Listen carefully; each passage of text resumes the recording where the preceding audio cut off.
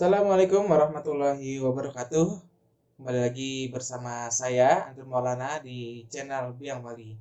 Terima kasih saya ucapkan bagi Anda yang terus menyaksikan dan menonton serta mempelajari apa yang telah saya berikan dalam bentuk video-video di channel Biang Wali.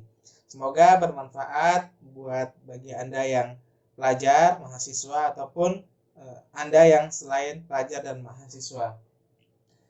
Di minggu lalu, saya telah memberikan materi tentang praktikum sistem digital ya.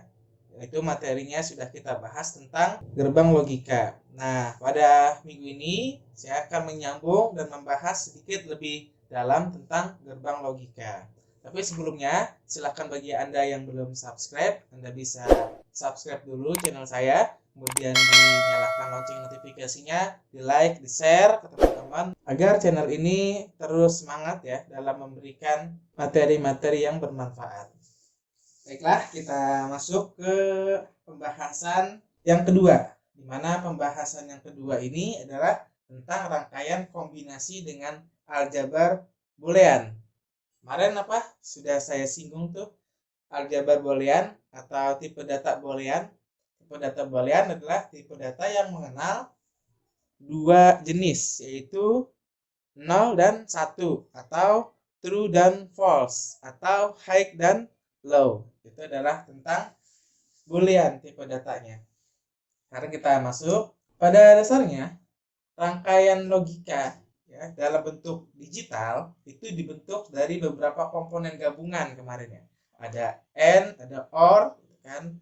Nah, bahkan nggak pakai IC pun bisa. Misalnya kita menggunakan transistor, resistor, LED gitu ya, digabungkan beberapa komponen yang terdiri dari bermacam-macam gate atau gerbang atau logika dan rangkaian-rangkaian lainnya. Bisa ditambahkan power supply, berupa baterai gitu ya, dan lain-lainnya, sehingga membentuk suatu rangkaian elektronika yang bersifat kompleks dan rumit. Nah, kalau sudah terbentuk rangkaian itu, komponennya sudah lebih dari satu atau kompleks atau rumit. Nah, untuk mengatasi hal tersebut, kita digunakan beberapa metode penyederhanaan rangkaian logika. Jadi, komponen elektronika yang kita buat, kita pahami dasar rangkaian logikanya ya dengan menggunakan beberapa metode penyederhanaan. Nah, salah satunya kemarin adalah kita bahas dasarnya itu adalah gerbang logika atau logic gate. Nah, dalam penyederhanaan rangkaian logika dapat menggunakan beberapa cara. Antara lain, yaitu salah satunya kita bahas adalah tentang aljabar boolean. Boolean ini saya bahas adalah tipe data yang terdiri dari dua nilai, true dan false, atau 1 dan 0, atau high dan low. Di aljabar boolean ini berlaku beberapa hukum. Yang pertama ada hukum komutatif, dan ada hukum asosiatif, kemudian ada hukum distributif, dan ada hukum inversi. Sebenarnya ada beberapa lagi hukum, tapi saya tidak bahas semua. Silakan nanti Anda boleh cari bahan referensi belajar lainnya melalui buku, atau dari internet, atau dari jurnal-jurnal, atau dari paper-paper ilmiah lainnya. Kita bahas satu-satu. Yang pertama hukum komutatif, di mana hukum komutatif ini menyatakan bahwa pertukaran urutan variabel atau sinyal input, sinyal yang masuk atau input yang masuk tidak akan berpengaruh terhadap output rangkaian logikanya. Sebagai contoh adalah X dikali Y itu sama aja bernilai Y dikali X. Gitu ya. 5 dikalikan 3, maka dia bernilai 3 dikalikan 5. Atau misalnya X ditambah Y, maka dia bernilai Y ditambah X. Sebagai contoh misalnya 2 ditambah 3 itu sama dengan bernilai 3 ditambah 2. Nah, kalau kita lihat dan kita perhatikan di sini ada, ini rangkaian apa? Ini adalah rangkaian gerbang logika N ya. N ini ada kita bandingkan, ada dua gerbang N, di mana inputan gerbang N pertama adalah X di atasnya, kemudian di bawahnya Y. Kemudian di gerbang logika yang kedua itu ada input pertamanya Y, input keduanya adalah X. Kemudian hasil dari dua inputnya itu adalah Z atau outputnya. Maka dari tabel kebenaran antara gerbang logika N yang pertama dengan gerbang logika N yang kedua itu bernilainya sama. Sebagai contoh di sini X-nya 0, kemudian Y-nya 1, maka hasilnya adalah 0. Atau di gerbang logika kedua, Y-nya bernilai 0, X-nya bernilai 1, maka hasilnya sama adalah 0. Seperti itu. Atau dengan menggunakan gerbang logika OR, di mana yang pertama ini ada dua, ya, ada dua gerbang logika. Di sini hukumnya adalah X ditambah Y sama dengan Y ditambah X. Sebagai contoh, 1 pada gerbang logika OR yang pertama, 1 ditambah 0, maka hasilnya adalah 1. Sedangkan yang di kedua, 1 ditambah 0 adalah hasilnya 1. Oke, bisa dipahami ya, ini namanya hukum komutatif. Kita lanjut. Hukum yang kedua adalah hukum asosiatif, di mana hukum ini menyatakan bahwa urutan operasi logika tidak akan berpengaruh terhadap output rangkaian logika. Sebagai contoh di sini ada nilai W dikali dalam kurung X kali Y sama dengan atau bernilai nilainya sama dengan dalam kurung W kali X kemudian dikali dengan Y. Sebagai contoh di sini ada dua gerbang logika N yang disatukan atau dihubungkan atau dikombinasikan. Apabila kita lihat tabel kebenarannya antara gerbang logika yang pertama di sisi kiri dan gerbang logika yang kedua di sisi kanan memiliki nilai tabel kebenaran yang sama. Sebagaimana kita lihat contohnya atas ini adalah W dikali dalam kurung X dikali Y, maka menghasilkan nilai Z. Kita lihat di sini. 1, kita anggap W ya. 1 dikalikan dalam kurung 0 kali 0. 0 kali 0 itu kan kalau dikalikan hasilnya 0. Kemudian kita kalikan dengan W. W-nya adalah 1. Berarti 1 dikalikan 0. Maka hasilnya adalah 0. Sama seperti juga hasilnya adalah apabila kita melihat di tabel ini dalam kurung W kali X kemudian hasilnya dikalikan Y, maka 1 dikalikan 0 itu adalah 0, kemudian hasilnya dikalikan 0, maka adalah hasilnya juga 0. Kita lihat adalah tabel antara tabel 1 dan tabel 2 memiliki nilai yang sama. Itulah disebut dengan hukum asosiatif. Atau dengan menggunakan logika OR, di mana W ditambah dalam kurung X tambah Y, maka menghasilkan nilai Z. Itu sama nilainya dengan dalam kurung W ditambah X, kemudian hasilnya ditambahkan Y. Oke, sebagaimana kita lihat contohnya di baris keempat, sini adalah kita hitung dulu nih di kolom X dan Y, dimana kalau gerbang logika 1 inputnya, kemudian input keduanya 1, maka bernilai 1. Maka kita tambahkan 0 ditambah 1, maka menghasilkan nilai 1. Ini juga sama artinya, apabila 0 ketemu dengan 1, input pertamanya adalah 0, input keduanya adalah 1, maka akan menghasilkan nilai 1. Nah, kemudian Y-nya juga bernilai 1, artinya 1 ketemu dengan 1, nilainya adalah, logikanya adalah 1. Seperti itu. Ini untuk hukum asosiatif.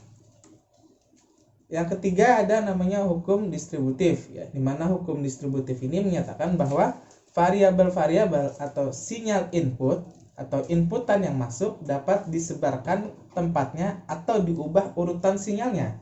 Sebagai contoh, bila W dikalikan dalam kurung X tambah Y, ini sama nilainya dengan W kali X ditambah dengan W kali Y. Sebagaimana contoh yang ada di tabel kebenaran di bawah ini. Ini ada dua buah gerbang logika. Yang pertama ada OR dan AND.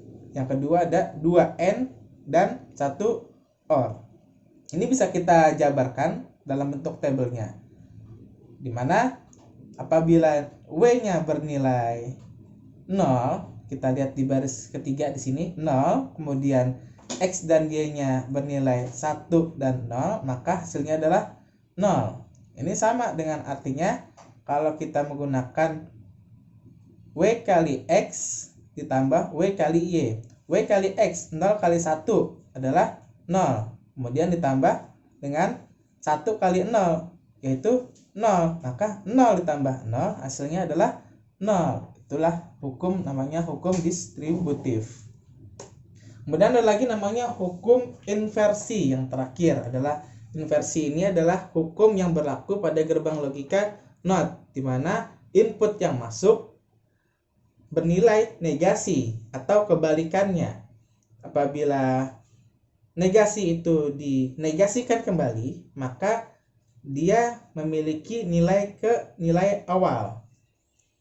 Nah, sebagai contoh, misalnya X di sini bernilai 1. Nah, maka apabila X ini dinegasikan, maka dia bernilai bukan 1. Nah, apabila dinegasikan kembali, bukan 1 dinegasikan, maka bernilai adalah 1 di sini. Ya, makanya dibilang hukum inversi ini adalah menyatakan jika terjadi inversi ganda, kebalikan sebanyak 2 kali, maka hasilnya akan kembali ke nilai aslinya. Namun, jika suatu inputan atau masukan ini diinversi balik, maka hasilnya akan berlawanan. Contohnya tadi, 1 bila diinversi atau dinegasi, maka hasilnya bukan 1. Seperti itu ya.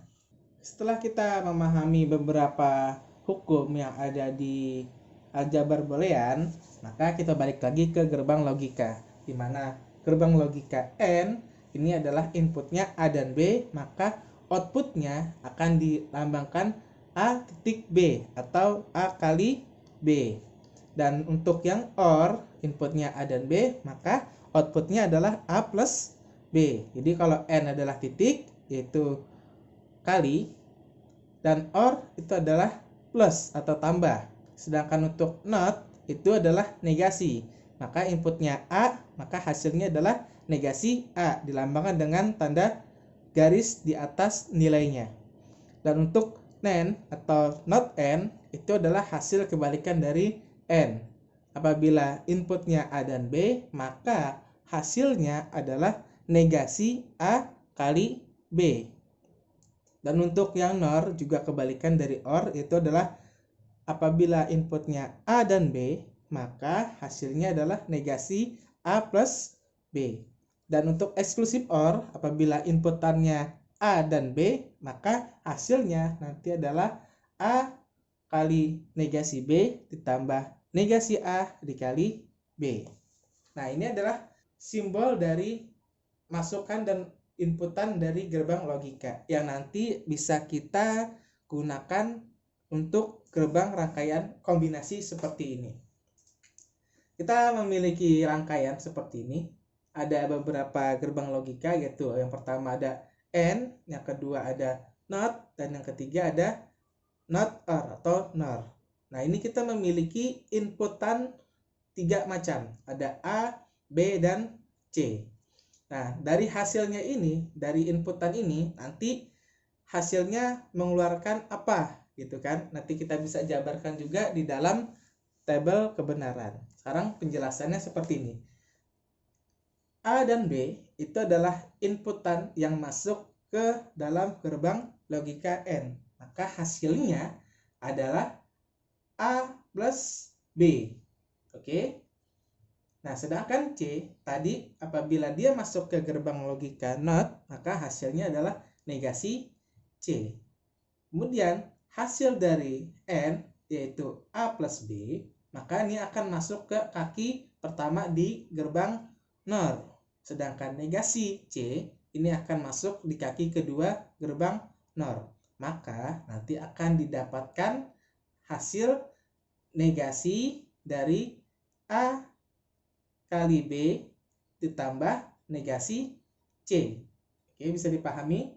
Kenapa kok hasilnya negasi? Ingat, di sini adalah NOR. NOR adalah kebalikan, di mana di dalamnya ada not dan or, maka hasilnya pasti akan melambangkan negasi. Negasi yang didapat apa? Dari A dan B. Sedangkan C, dia awalnya sudah negasi, maka dia dinegasikan sebanyak 2 kali. Maka seharusnya dia memiliki nilai awal. Kalau di sini misalnya 1 gitu kan, kemudian dinegasikan, maka dapatnya di sini juga 1.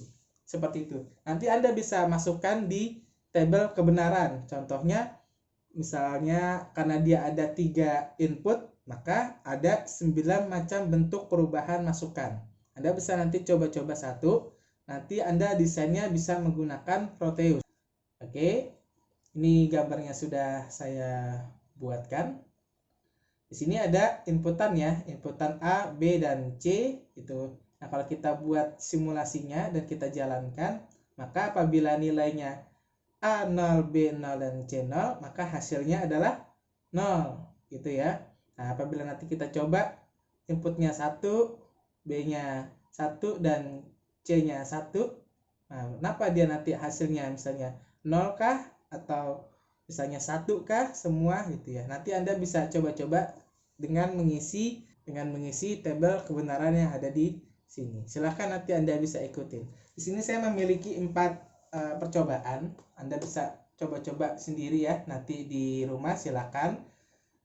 Nah, ini juga ada beberapa gerbang, yaitu ada not, ada nor, ada or, ada nen. Maka nantinya hasilnya apa? Sebagai contoh A dan B.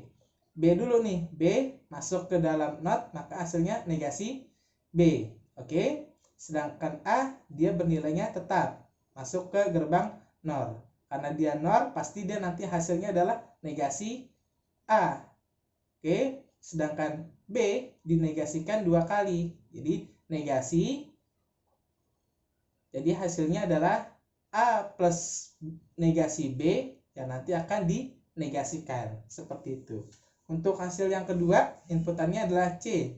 C masuk ke kaki kedua dari gerbang logika OR. Sedangkan yang pertama adalah nilai B sebelum dia masuk ke gerbang NOT. Berarti belum ada nilai ya. Berarti B dan C, maka untuk OR, maka hasilnya tadi B plus C. Oke. Nah, nanti ini akan digabungkan nih. Yang atas dan yang bawah masuk ke gerbang NAND. Maka hasilnya adalah A plus negasi B yang dinegasikan dikalikan B plus C. Nanti semuanya itu akan dinegasikan juga. Seperti itu. Nanti silakan Anda buat seperti ini. Isi aja tabel-tabelnya. Buat di Proteus seperti ini. Ini sudah saya contohkan. Misalnya dia inputannya plus semua, ya nanti hasilnya misalnya plus gitu ya. Kalau misalnya dia salah satunya kita nonaktifkan, maka nanti hasilnya adalah 0. Ini yang ketiga, silahkan nanti difoto saja, dilihat, dan hasilnya nanti seperti apa.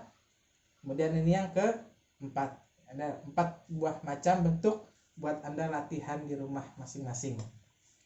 Oke, saya rasa itu saja pertemuan hari ini. Saya akhiri dan saya tutup. Mohon maaf jika ada penyampaian yang salah. Assalamualaikum warahmatullahi wabarakatuh.